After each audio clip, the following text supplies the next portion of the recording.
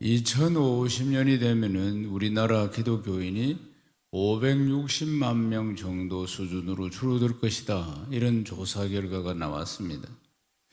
이제 한국교회 총연합회 그리고 목회 데이터 연구소 이런 연구기관들이 조사를 오래 해가지고 조사를 했는데 이제 이번 조사는 15개 교단의 교세 통계를 가지고 통계청 국가통계표털이 제공하는 전국 시도별 또 추계 인구 통계 데이터 이런 걸 전부 활용해서 조사를 했을 때 현재 2024년의 전체 기독교인의 비율은 국민 전체 기독교 비율은 16.2%로 약 한 828만여 명이 됩니다. 그런데 2050년이 되면은 4.3%가 낮아진 11.9%, 그래서 560여만 명이 된다는 예측이 나왔습니다.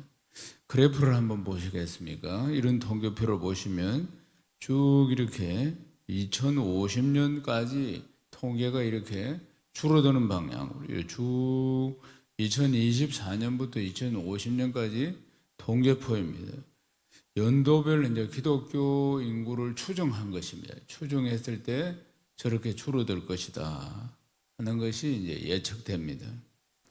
이제 이 표를 보면은 연도별로 점점 이쪽으로 갈수록 24년, 25년 이렇게 2050년까지가 나오는데 이렇게 그래프가 이렇게 꺾여서 줄어들고 있는 모습을 보실 수 있습니다. 여기서 한 가지 더 심각한 문제는 고령화입니다. 2024년에 40대와 50대 정도는 한 30.4%, 60대 이상은 28.9% 정도입니다. 그러니까 40대, 50대, 60대가 비율이 거의 비슷하다 이렇게 보면 됩니다. 그런데 2050년도가 예상하는 것은 60세 이상의 기독교인들의 비중이 43.9% 이렇게 올라가게 되고 15% 정도 더 급증하게 된다는 겁니다. 교회 이제 성도들의 절반 이상이 60대 이상이 된다 하는 것입니다. 반면에 그러면 어린이나 청소년들은 어느 정도인가? 현재 14.7%에서 2050년에는 12.5%까지 줄어들 것으로 예상을 합니다. 현재 26%인 20대, 30대는 16.7%로 줄어들고 40대, 50대는 26.9%로 감소할 것이다. 이렇게 예측을 합니다. 이것은 이제 이런 현상은 대도시나 농촌이나 할 것 없이 모두 다 일어나게 된다. 그렇게 봅니다. 2023년도의 조사에 보면은 무종교인, 지금 종교가 없다. 무종교인에게 과거에 그럼 종교가 무엇이었느냐 이래 물어봤을 때 개신교가 66%였어요. 과거에 나는 개신교인이었다. 그런데 지금은 종교가 없다. 이래 대답한 사람이 66%였어요. 이 비율은 그러니까 무종교인들이 이전 종교가 기독교였다고 말하는 비율이 타 종교에 비해서 3배 이상 높은 것으로 나타납니다. 개톨릭은 18%. 지금은 무종교인데 나 이전에 개톨릭이었다. 불교 15%. 난 지금 무종교인데 이전에는 불교를 믿었다. 그런데 기독교를 믿었다. 66%. 거의 3배에 해당된다. 아주 충격적인 결과입니다. 기독교는 이제 은혜의 종교죠. 사람은 영적인 존재이기 때문에 항상 영적인 존재이기 때문에 신을 찾습니다. 뭔가 의지할 것을 찾습니다. 그래서 하나님을 모를 그런 시절, 오래된 시절부터 태양을 보고 빌고 바다를 보고 빌고 선앙등 앞에서 빌고 그렇게 빌어왔던 것이 사람은 영적인 존재이기 때문에. 그래서 누군가 뭔가를 의지할 것을 절대자를 자기보다 강한 신을 찾는 존재가 인간이라 그 말입니다. 그래서 이제 예수님을 붙들고 예수를 믿고 그리고 예수 이름으로 기도해서 기도 응답의 축복을 받고 그래서 막 기뻐하고 그러면서 신앙이 생기고 또 신앙이 자라게 되고 이런 이제 과정들을 거칩니다. 그런데 또 반면에 그렇게 이제 신앙이 생기고 신앙이 자라고 성장하는 반면에 또 시간이 지나면은 또 이 신앙이 식어지고 옅어지고 또 세상이 좋고 또 세상의 유혹은 참으로 강하고 이전부터 예수 믿기 전부터 가지고 있었던 세상적인 가치관이 변하지 않으니까 어떻게든지 예수를 믿어도 잘 먹고 잘 사는 게 인생의 목표가 되어버리고 근데 예수 이름이 마치 도깨비 방망이처럼 자기를 그냥 이 세상에서 잘 먹고 잘 살게 만들어주는 그런 어떤 기복적인 신앙들 이런 신앙들이 시간이 지나면은 이제 은혜가 옅어지고 세상을 향한 열망이나 욕망은 더 강해지고 그렇게 해서 세상으로 또 가는 겁니다. 이렇게 반복되어서 60%가 넘는 숫자가 나오기도 하는 것입니다. 사랑하는 여러분, 우리는 믿음의 경주를 끝까지 잘 해야 할 줄로 믿습니다. 항상 믿음의 주여 온전케 하시는 주 예수 그리스도를 딱 바라봐야 됩니다. 세상 바라보지 마시고 사람 바라보지 마시고 환경 바라보지 마시고 항상 우리 주님 믿음의 주여 온전케 하시는 예수 그리스도를 바라봐야지 끝까지 신앙생활 잘할 수가 있습니다. 오늘 본문은 하나님의 크신 은혜를 경험한 뒤에 일어난 일들입니다. 그래서 늘 우리도 은혜를 받습니다.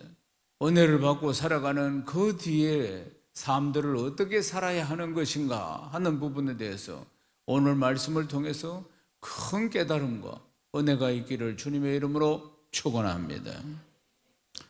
야곱, 이 말씀의 주제는 야곱입니다. 야곱이 이제 평생의 문제가 해결되었습니다. 20년 전에 도망치듯이 집을 빠져나왔습니다. 아버지를 속이고 형의 축복권을 빼앗았다 그 말입니다. 그래서 형의 미움을 사고 형이 죽이려고 하니까 그러니까 도망을 갔습니다.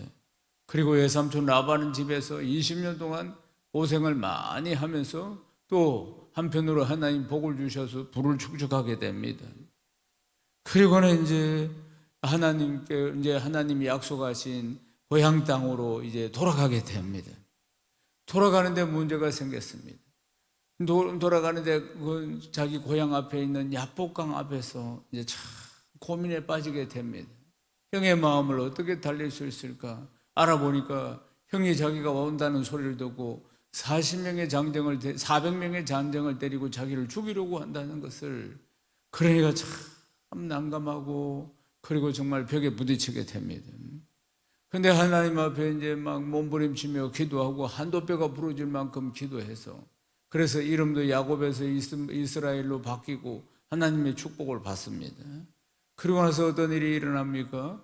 갑자기 형의 마음이 바뀌게 됩니다.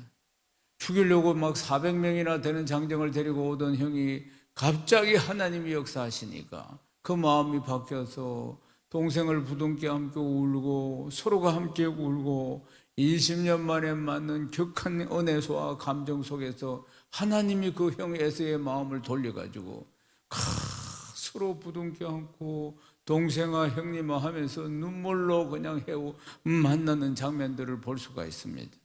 모든 것이 참 하나님의 은혜입니다. 하나님이 하시지 않고는 어떻게 순식간에 이렇게 이 마음이 눈 녹듯이 녹아내릴 수가 있겠습니까? 그래서 이게 참 전적인 하나님의 은혜를 야곱이 그 자리에서 다시 한번 체험을 하게 되는 것입니다. 그리고 야곱은 이제 에서를 떠나서 세겜 성읍 앞에 장막을 칩니다.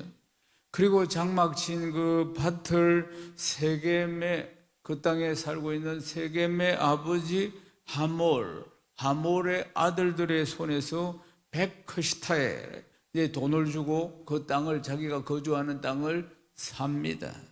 거기다 이제 제단을 쌓고 그 이름을 엘렐로헤 이스라엘이라 이렇게 이름을 짓습니다. 베드로전서 5장 7절 말씀 읽어보겠습니다. 너희 염려를 다 주께 맡기라. 이런 그가 너희를 돌보심이라. 너희 염려를 다 주께 맡기라. 이는 그가 너희를 돌보심이라. 돌보심이라. 믿습니까?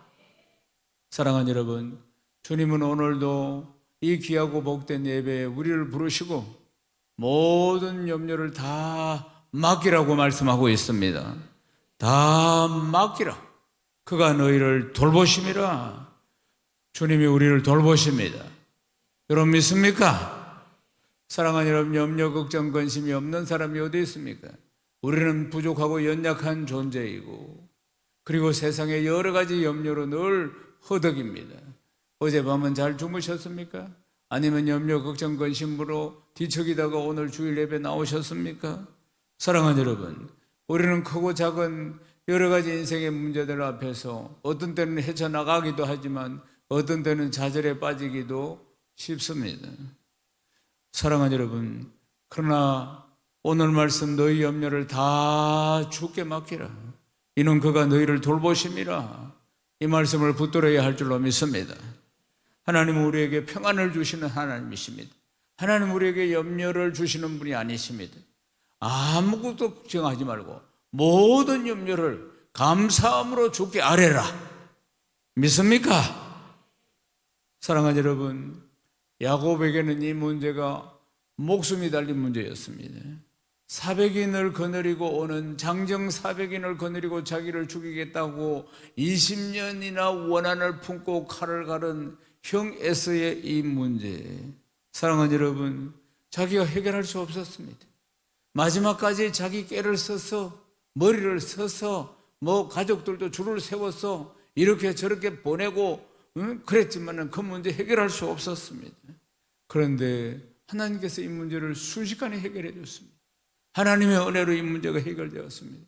그래서 무사히 고향 땅 돌아올 수 있었고, 그리고 세겜 성읍에 이룰 수가 있었던 것입니다.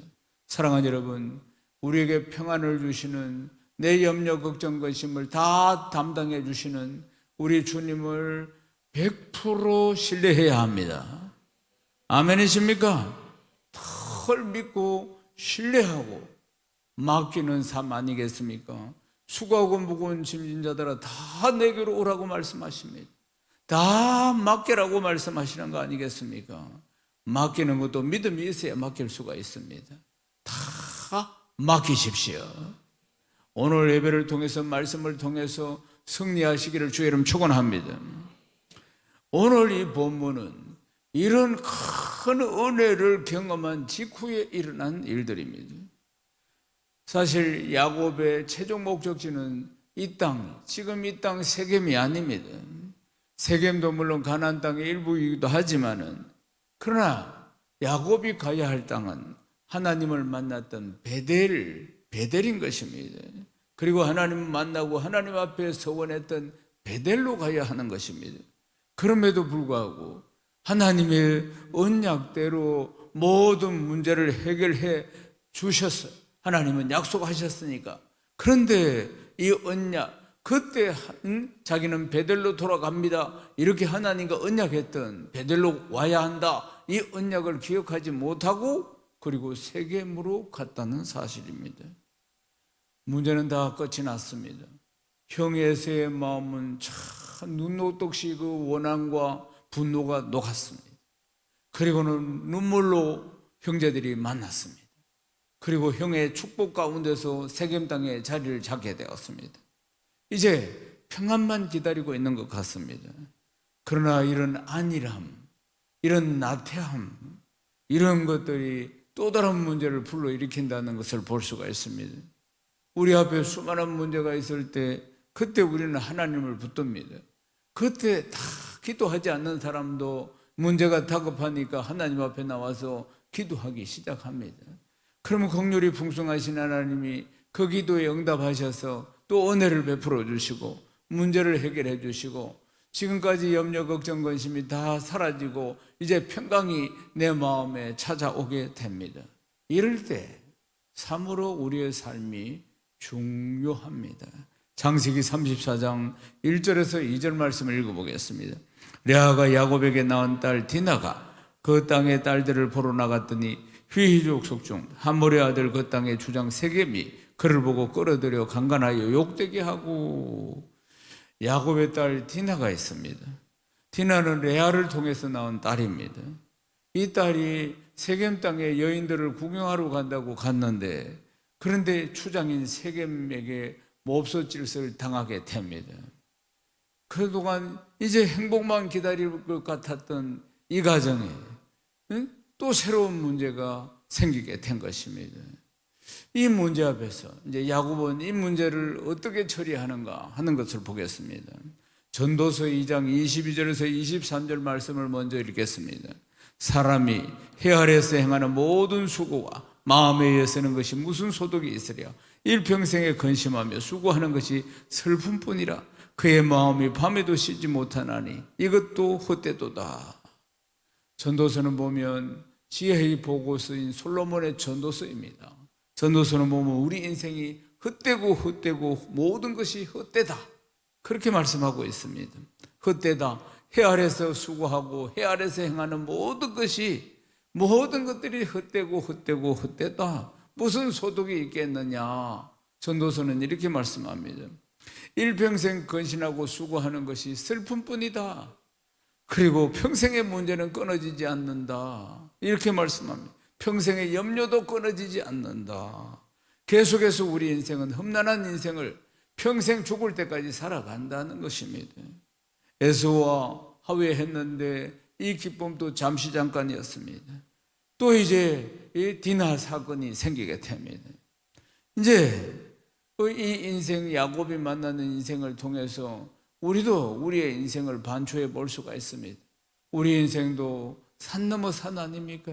또 하나 해결하고 나면 또 문제가 찾아오고 또 문제가 찾아오고, 한 문제도 해결이 다 끝나지도 않았는데 또 다른 문제가 찾아오기도 하고, 끊임없이 문제들이 찾아오는 우리 인생입니다.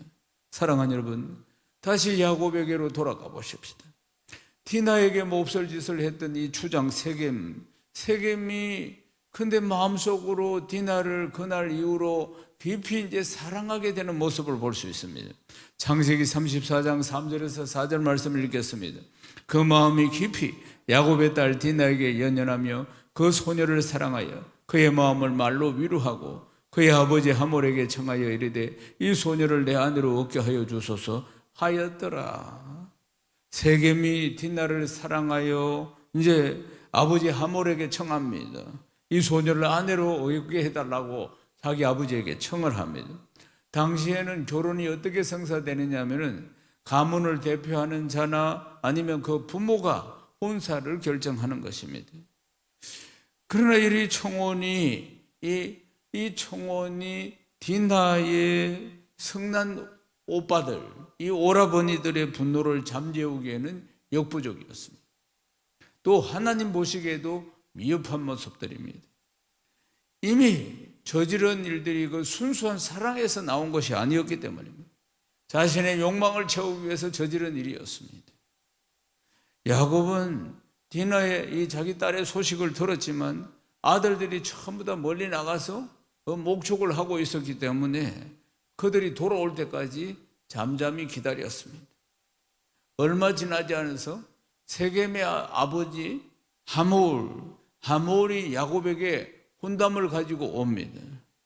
그리고 야곱의 아들도 또 그 점에 디나에게 일어난 일들을 전해 듣고 분노합니다.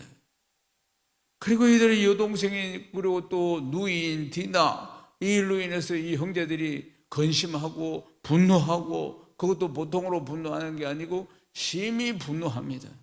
창세기 34장 8절에서 10절을 읽겠습니다.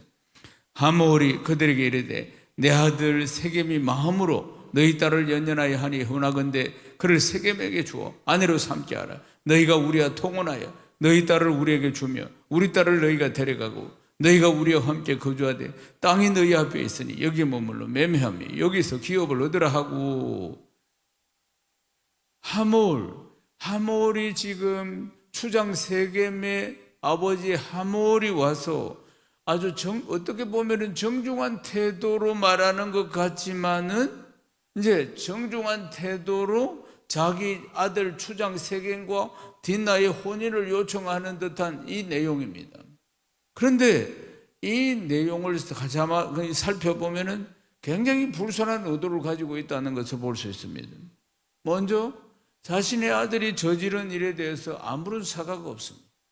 자신의 아들이 저지른 잘못에 대해서 아무런 사과가 없어요. 자기 욕정을 채우기 위해서 이제 한 15, 16살 되는 소녀에게 행했던 이 변명할 수 없는 이 나쁜 짓을, 여기에 대한 잘못을 사과하고 잘못했다고 하고, 그래서 일이 이제 그 다음 이야기가 되어져야 하는데 그 일에 대한 언급이 전혀 없습니다.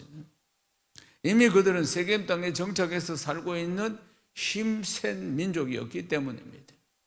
그리고 그들은 이제 잠시 이제 들어왔다 그 말이에요.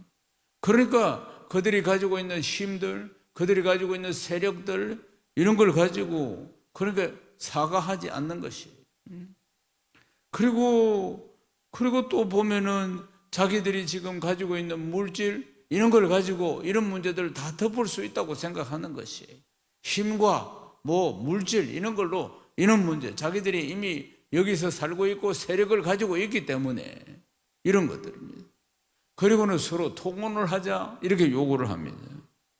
그러니까 서로 통혼을 해서 가족끼리 전부 다 결혼하고 이렇게 해가지고 우리 딸을 가고 너희 딸들도 오고 이렇게 해서 통혼을 해가지고 함께 여기서 거주하며 살아서 한민족이 되어보자 이렇게 요구하는 겁니다. 그러나 야곱은 하나님께 택한 백성이에요.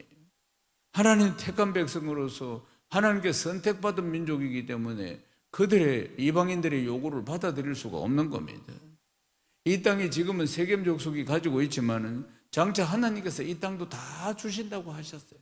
하나님께서 이 백성들이 다 차지할 것이라고 말씀하셨어요. 그러니까 지금 이 세겜의 이 아버지가 와가지고 뭔가 큰 아량을 베풀고 있는 것 같이 이야기를 하고 있습니다. 창세기 34장 11절에서 12절을 읽겠습니다. 세겜도 디나의 아버지와 그 남자 형제들에게 이르되 나로 너희에게 은혜를 있게 하라. 너희가 내게 말하는 것은 내게 다 주리니 이 소년만 내게 주어 아내가 되게 하라. 아무리 큰 혼수와 예물을 청할지라도 너희가 내게 말한 대로 주리라. 아멘. 이 자리에 아버지와 함께 세겜도 같이 온 겁니다. 세겜도 같이 왔는데 그날 이후로 이 세겜이 디나를 사랑하는 마음이 이 사랑한다는 감정이 그 뒤에 이 가슴에 가득 찬 걸 볼 수 있습니다. 그래서 이 감정을, 사랑한다는 감정을 주체하지 못하고 아버지 하모를 따라온 겁니다. 따라와가지고 뭐라고 이야기하는, 자신에게 은혜를 베풀어 달라 이렇게 청하는 겁니다. 그러면서도 한편으로는 자기가 추장이고 자기가 힘 있는 사람이고 권력이 있는 사람이라는 것을 은근히 뽐내는 것을 이 말씀 안에서 볼 수가 있습니다. 원하는 대로 다 주리라. 큰 혼수와 예물을 청해도 내가 다 주겠다. 이런 이야기를 하는 겁니다. 이게 이 말 속에는 자기의 힘, 자기의 권력 이런 것을 지금 이야기를 하고 자랑하는 것입니다. 그러면서 압박을 하는 겁니다. 창세기 34장 13절입니다. 읽겠습니다. 야곱의 아들들이 세겜과 그 아버지 하몰에게 속여 대답하였으니 이는 세겜이 그 누이 디나를 더럽혔습니다. 아멘. 야곱과 그 아들들 안에는 지금 마음에 분노가 가득 찼습니다. 그래서 세겜과 그 아버지 하몰을 속여서 대답을 하는데 할례를 받아야 누이를 줄 수 있다. 이렇게 이야기를 합니다. 할례 받지 않는 사람에게는 내 딸을, 내 누이를 줄 수 없다. 이것은 우리가 수치다. 우리의 가풍으로서는 할례 받지 않는 자에게 주는 것은 수치이기 때문에, 그러니까 우리가 다, 당신들 남자들 다 할례를 받으면 우리 딸을 당신들에게 주고 당신들 딸들은 우리에게 오고 그렇게 함께 거주해서 한민족이 되도록 하자. 이렇게 이야기를 하는 겁니다. 그러니까 하몰과 세겜은 이 말을 좋게 여긴 것이에요. 일리가 있다. 그렇게 생각한 겁니다. 그래서 세겜이 이제 추장이니까 그 가문에서 이제 가장 존귀한 자니까 이 일을 가차없이 실행을 다 시킵니다. 창세기 34장 25절에서 27절을 읽겠습니다. 제3일에 아직 그들이 아파할 때 야곱의 두 아들 디나의 오라버니 시몬과 레이가 각기 칼을 가지고 가서 몰래 그 성읍을 기습하여 그 모든 남자를 죽이고 칼로 하몰과 그 아들 세겜을 죽이고 디나를 세겜에 데려오고 야곱의 여러 아들이 그 실체 있는 성읍으로 가서 노략하였으니 이는 그들이 그들의 누이를 더럽힌 까닭이라. 이제 할례를 한지 그 성의 남자들이 전부 할례를 해야 돼. 할례를 한지 3일째 그들이 아파서 누워 있을 때, 그때 디나의 오라버니 시므온과 레이가 칼을 차고 들어가서 기습을 해서 그 성읍의 모든 남자를 다 죽였다 하는 겁니다. 그리고 누이댕성을 디나를 데리고 나옵니다. 네, 야곱의 또 그 다음 여러 아들들이 그 성읍에 가서 그들의 양과 소와 나귀와 재물을 다 빼앗고 그리고 물건을 노락질 해가지고 돌아옵니다. 창세기 34장 1절부터 31절 보면은 이 내용을 방대하게 기록하고 있는 것을 볼 수 있습니다. 방대하게 이 사건을 기록하고 있는데 한 가지 의문이 뭐냐, 이 1절부터 한 장 34장 1절부터 31절까지 이 사건을 쭉 기록하고 있는데 그 속에 단 한 번도 하나님이 언급되거나 하나님이 나타나지 않는다는 것입니다. 야곱은 자기 꾀를 믿는 사람입니다. 근본적으로 야곱은 속이는 사람이었어요. 그가 하나님의 은혜를 경험했습니다. 20년이나 원한을 품고 자기를 죽이려고 했던 형 에서의 마음을 순식간에 눈 녹게 만드는 하나님의 은혜를 경험했어요. 그래서 에서와 극적으로 화해를 하게 됩니다. 그 직후에 이 사건이 일어났다는 것입니다. 이런 문제가 생겼으면 또 하나님께 묻고 하나님의 은혜를 구하고 해야 하는데, 그런데 그런 흔적이 전혀 없다는 것이에요. 다시 속이고 속는 이런 이야기가 나타나고 있을 뿐이라는 것입니다. 창세기 26장을 보면은 이런 비슷한 이야기가 또 나옵니다. 야곱이 세겜 족속으로 인해서 갈등을 가졌다면은 26장에는 이삭이 블레셋과의 갈등이 일어난 문제를 다루고 있습니다. 흉년으로 이삭이, 야곱의 아버지 이삭이 이제 흉년 때문에 그랄로 가게 되었어요. 그때 블레셋 왕인 아비멜렉과의 문제가 생깁니다. 그곳에서 아내 리브가, 아주 이쁜 리브가를 누이라고 속였습니다. 근데 이 사건이 발생하는데, 그러니까 너무나 이제 이 리브가가 아리따웠기 때문에 블레셋 왕이 아비멜렉이 리브가를 빼앗아가는 사건이 발생합니다. 그래서 34장에서 야곱의 아들들이 그 땅 추장 세겜에게 누이를 빼앗기는 것 같은 비슷한 일이라 그 말입니다. 이 사건의 결과는 뭡니까? 야곱의 아들 시므온과 레위, 그들이 들어가서 세겜 사람들을 모두 죽이고, 그리고 이 야곱의 아들들이 다 가가지고 다 빼앗아가지고 옵니다. 그리고는 그 지역 사람들과 원수가 된대. 근데 이런 비슷한 구조를 가지고 있는 26장에 보면은 전혀 다른 결말을 가져오는 것을 볼 수 있습니다. 블레셋 왕 아비멜렉이 리브가를 놓아줍니다. 그리고 우물 때문에 계속 다툼이 있었는데, 그런데 이 다툼이 끝나고 이삭과 화친을 맺는 것을 볼 수가 있습니다. 무엇이 다릅니까? 사건은 비슷한데 결론이 다릅니다. 어떤 문제, 어떻게 다릅니까? 26장은 하나님이 함께 하시는 이야기고 34장은 하나님이 없는 이야기라는 것입니다. 이삭은 그랄로 갈 때도 하나님의 명령하심을 따라서 그랄로 갔습니다. 그랄로 한 건 문제가 해결되고, 우물 문제도 우물이 그들의 생명입니다. 그런데 우물을 팔 때도 하나님 복 주시니까 파는 곳마다 물이 솟으니까 이제 그 문제도 다투지 않게 됩니다. 사랑하는 여러분, 이삭은 이 삶을, 자기의 삶을 통해서 하나님 살아계심을 드러내는 삶이었다는 겁니다. 아내를도 뺏기고 우물도 빼앗기고, 어쩌면 야곱보다 더 큰 갈등의 문제들이 일어났는지도 모릅니다. 그런데 하나님과 함께하는 삶은 하나님이 책임지시는 것입니다. 하나님이 책임지십니다. 아멘이십니까? 창세기 26장 24절을 읽겠습니다. 그 밤에 여호와께서 그에게 나타나 이르시되 나는 네 아버지 아브라함의 하나님이니 두려워하지 말라. 내 종 아브라함을 위하여 내가 너와 함께 있어 내게 복을 주어 네 자손이 번성하게 하리라 하신지라. 아멘. 아내를 빼앗길 뻔하였고 2개의 우물도 빼앗겼습니다.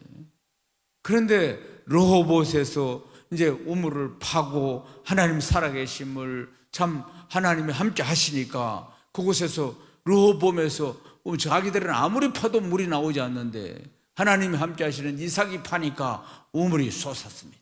그래 파는 것마다 뺏어갔어요. 그런데 르호봇이라는 곳에 와서 아무리 파도 물이 나오지 않는 그곳에 이 이삭이 파니까 하나님이 함께 하시니까 우물에 샘이 솟는 역사가 일어났습니다. 그걸 통해서 과연 하나님은 살아계시는구나, 이삭이 믿는 하나님은 살아계시는구나, 이런 것을 다 알리게 되었던 것입니다. 그리고 그들과 화친을 맺는 모습을 볼 수가 있습니다. 그러나 하나님의 은혜를 경험한 이 야곱을 보십시오. 에서와의 극적인 화해가 이루어졌습니다. 그래서 하나님이 야곱을 축복하셔서 이름도 이스라엘이라고 복을 주셨어요. 그렇지만은 야곱은 다시 자기 꾀를 쓰고 또 야곱은 이스라엘이 아니라 야곱으로 돌아가서 또 속이는 사람의 삶을 살아가는 것을 볼 수 있습니다. 자기 꾀를 의지하는 사람이 되어 있는 모습을 볼 수 있습니다. 1절부터 31절까지 하나님에 대한 언급이 한 번도 없다는 사실이에요. 이 이야기의 결론은 뭡니까? 죽이고 뺏고 원수되고 이런 비극으로 끝나는 것을 볼 수가 있는 것입니다. 사랑하는 여러분, 하나님이 주시는 은혜는 일회성 한 번 주시고 끝나는 그런 은혜가 아닙니다. 언제나 베풀어 주시고 또 베풀어 주시고 또 베풀어 주시고 차고 넘치도록 주시는 하나님의 은혜입니다. 아멘이십니까? 사랑하는 여러분, 또 한 가지는 우리는 날마다 그 은혜가 필요한 인생이라는 걸 기억해야 하는 것입니다. 우리는 내 능력으로 살아갈 수 없다는 것을 살면 살수록 더 많이 느끼면서 사는 것 아닙니까? 내가 얼마나 연약한 존재라는 사실을 너무나도 많이 깨달으면서 우리는 살아가고 있습니다. 하나님의 은혜는 위기의 순간이 지나가면 필요 없는 것이 아닙니다. 하나님의 은혜는 날마다 내 삶에, 우리의 삶에 필요하고 또 필요한 줄로 믿습니다. 그래서 우리는 날마다 하나님의 은혜로 살아가는 것입니다. 날마다 그 은혜를 찾으며 살아가야 한다는 것입니다. 날마다 믿음의 주여 온전케 하시는 주 예수 그리스도를 바라봐야 할 줄로 믿습니다. 사건 바라보지 마시고 상황 바라보지 마시고 사람 바라보지 마시고 언제나 주님 바라봐야 합니다. 고린도서 15장 31절 말씀을 읽겠습니다. 형제들아, 내가 그리스도 예수 우리 주 안에서 가진 바 너희에게 대한 나의 자랑을 두고 달아노니 나는 날마다 죽노라. 아멘. 사랑하는 여러분, 주님과 동행한다는 삶이 뭐겠습니까? 날마다 내가 죽는 것입니다. 내가 그리스도와 함께 십자가에 못 박혔나니 그런 적이 이제는 내가 사는 것이 아니요 내 안에 그리스도가 사는 것입니다. 사랑하는 여러분, 주님과 동행한다는 것은 내가 죽는 것을 말하는 것입니다. 내 안에 그리스도가 살아야, 나는 죽고 내 안에 그리스도가 살아야지 그때부터 은혜가 임하는 것입니다. 아멘이십니까? 누구보다도 자랑할 것이 많았던 사도 바울의 고백 아니겠습니까? 누구보다도 자랑할 것이 많았습니다. 자랑할 것이 많다는 것은 누구보다도 의지할 것이 많았다는 것입니다. 믿을 만한 것이 많았다는 것 아니겠습니까? 그런데 사도 바울은 날마다 나는 죽는다. 나 모든 걸 배설물로 여긴다. 그리스도를 알아가는 그 지식의 부유함, 그것이 나의 모든 것이다. 그렇게 고백하고 있는 것 아니겠습니까? 나는 죽고 하나님의 은혜로 채우는 삶 아니겠습니까? 내가 낸데 하는 게 죽어야 합니다. 내 자아가 죽어야 하는 것입니다. 그리스도가 살아야 합니다. 그래야지 은혜의 삶을 살아갈 수가 있는 것입니다. 사도 바울이 내가 그리스도와 함께 십자가에 못 박혔나니 그런 적이 이제는 내가 사는 것이 아니오 오직 내 안에 그리스도께서 사시는 것이라. 내 안에 그리스도께서 사시는 것이라. 사랑하는 여러분, 내 삶의 주권이 나에게 있지 않다. 내 삶의 주권은 모두 우리 주님께 있다. 그래서 나는 주님의 인도하심을 따라 살아간다. 이 고백 아니겠습니까? 사랑하는 여러분, 우리 인생을 살며 신앙생활을 합니다. 그래서 어려운 문제를 만나면은 그저 하나님 붙들고 이 문제 해결해 받기 위해서 몸부림치고 기도합니다. 그런데 또 하나님이 긍휼이 풍성하신 하나님께서 그 문제를 해결해 주십니다. 그러면 이제 평안한 세월들이 찾아옵니다. 그러면은 또 이제 신앙이 나태해지거나 해이해지는 모습들을 볼 수가 있습니다. 사랑하는 여러분, 그러다가 또 은혜가 아니고 그런 상황 가운데 어떤 문제들이 생기면은 자기 깨나 이전에 했던 자기 스타일대로 돌아가서 세상적인 방식대로 돌아가서 자기 인생들을 해결해 보려고 하는 모습들을 보게 됩니다. 은혜가 떨어지니까 그런 일들이 일어난다는 것입니다. 사랑하는 여러분, 야곱이 원래 깨를 많이 부리던 사람이었습니다. 그런데 은혜를 경험하고 그 뒤에 얼마 있지 않아서 바로 또 이전의 모습으로 돌아가는 것을 보게 되는 것입니다. 그 결과로 빼앗고 죽이고 원수가 되고 이런 일들이 일어났습니다. 사랑하는 여러분, 우리는 항상 깨어 있어야 합니다. 항상 내 인생의 주인이 누구인지를 살펴야 합니다. 아멘이십니까? 주님이 우리 인생의 주인, 내 인생의 주인이십니다. 항상입니다. 쉽게 우리는 옛모습으로 옛사람으로 돌아가기 때문인 것입니다. 옛 스타일로 돌아간다 그 말입니다. 이스라엘이 어떤 나라입니까? 누구보다도 많은 은혜를 경험한 나라 아닙니까? 어떤 나라입니까? 누구보다 많은 능력을 경험한 나라 아니겠습니까? 출애굽을 시켜서 홍해를 가르시고 여리고를 무너뜨리시고 요단강을 가르시고 40년 동안 구름기둥과 불기둥으로 인도하여 주시고 만나와 메추라기를 먹여서 반석을 깨뜨려서 샘물을 먹게 하면서 기적 매일매일 기적을 체험하게 한 그들입니다. 그런데 그들은 성경의 역사를 보면은 강성해지면 강성해질수록 하나님을 잊어버립니다. 위기 때만 잠시 하나님을 찾을 뿐이고 풍요 속에서는 하나님을 찾지 않습니다. 그리고 그들에게는 말씀의 기갈이 찾아옵니다. 은혜의 기갈이 찾아옵니다. 멸망이 찾아옵니다. 아모스 8장 11절 말씀을 읽겠습니다. 주 여호와의 말씀이니라. 보라, 날이 이를지라 내가 기근을 땅에 보내리니 양식이 없어 주림이 아니며 물이 없어 가람이 아니요 여호와의 말씀을 듣지 못한 기갈이라. 아멘. 우리의 삶의 기갈이 오기 전에 우리는 날마다 하나님과 동행하는 은혜의 사람이 되어야 할 줄로 믿습니다. 지금이 어떤 시대입니까? 풍요가 넘치는 시대 아니겠습니까? 사랑하는 여러분, 한편으로는 기갈의 시대임을 기억해야 합니다. 교회를 찾지 않고 하나님을 찾지 않는 시대, 갈수록 말씀 처음 시작할 때부터 그래프 하나를 보셨죠? 갈수록 그런 일들이 일어나게 될 것입니다. 그리스도인들이 갈수록 점점 이 풍요의 시대에 풍요를 쫓아서 하나님을 떠나게 될 것이라는 것입니다. 이러한 시절에, 이러한 시대에 주님은 언제나 우리와 동행하기를 원하십니다. 우리에게 은혜 베풀기를 원하신다는 사실입니다. 사랑하는 여러분, 언제나 좋을 때나 힘들 때나 부유할 때나 빛이 날 때나 건강할 때나 아플 때나 상관없이 한결같이 예수 잘 믿고 한결같이 주님과 동행하는 복된 삶이 되시기를 주의 이름으로 축원합니다. 디모데후서 2장 1절 말씀, 마지막 말씀입니다. 큰 소리를 읽어보십시다. 내 아들아, 그러므로 너는 그리스도 예수 안에 있는 은혜 가운데서 강하고, 은혜 가운데서 강하고 늘 은혜 안에서 강건해야 할 줄로 믿습니다. 늘 은혜 안에서 강해야 한다 그 말입니다. 육신의 정욕과 안목의 정욕과 이 세상의 자랑이야 아무리 찾아와서 나를 흔든다 할지라도 흔들리지 않는 굳건한 반석 위에 세워진 믿음의 사람 되어야 할 줄로 믿습니다. 늘 우리에게 좋은 것을 베푸시는 주님을 의지하시고 약속하신 천국에 이를 때까지 주님 사랑하고 몸된 교회를 섬기며 참된 믿음의 사람으로 살아가는 복된 성도 다 되시기를 주님의 이름으로 축원합니다. 축원합니다. 하나님께 영광입니다.